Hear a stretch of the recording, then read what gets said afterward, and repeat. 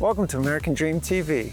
I'm your host, Justin Yon. Today I'm in Seaford, Delaware at the Brimming Meadery, where we're going to be talking with John and JR, the co-founders of the Brimming, to find out what mead is, how it came to be here in Delaware. Come on, let's check it out.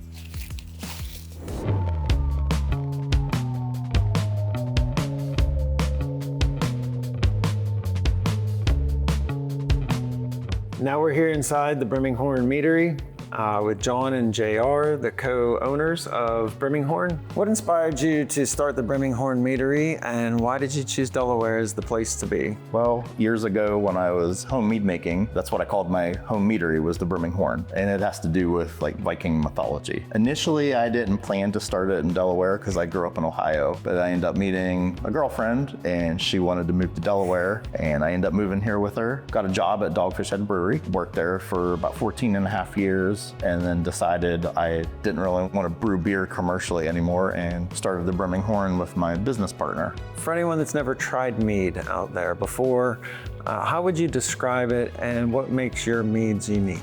Okay. So mead is essentially honey wine. So it's the fermentation of honey, water, and yeast. It's the oldest alcoholic beverage, so it dates back over 10,000 years ago. It's a very unique beverage. It's very wine-like. I mean, it can be carbonated like a champagne. It can be dry like a Chardonnay. You can add spices and fruits and different things to it to give it different flavors. It can even be aged in oak barrels. So do you choose local ingredients for your meads?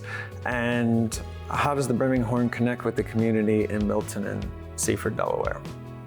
So I know John tries to get as much local as possible. Kind of depends though really on what he's looking to do. Dealing with the community, when we first started, we really kind of pushed how we wanted to be part of the community, what we could do. And I think a lot of it was kind of based off of the conversations we had and then meeting certain customers. We're really trying in the last few years to be a little bit more philanthropic, to get some help out to the community that supported us for so long. So when a guest walks into the Brimming, what kind of experience do you want them to have?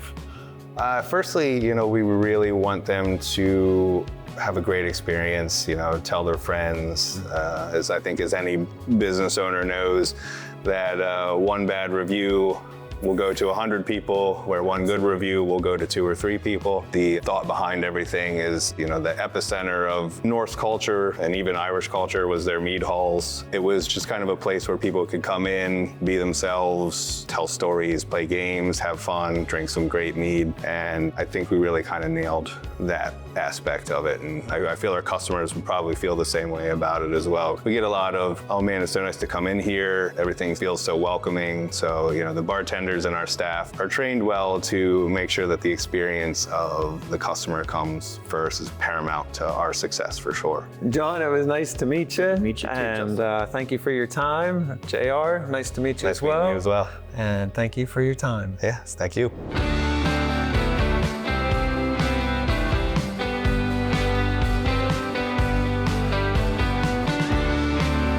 So this is one of our stainless steel fermentation tanks. This is where the mead starts out. Basically, we pump honey into the tank, and then we pump water in, and then it mixes inside the tank.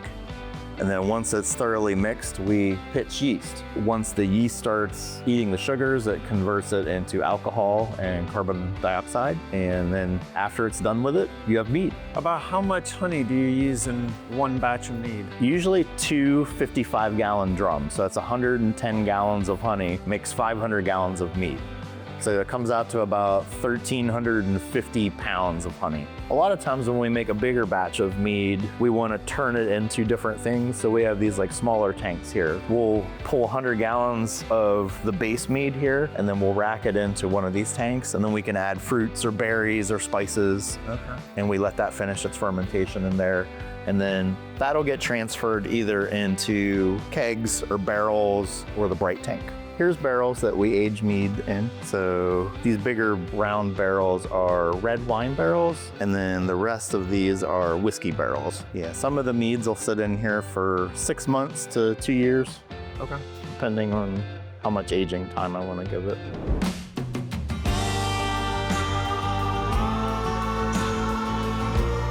Thank you for joining me on American Dream TV.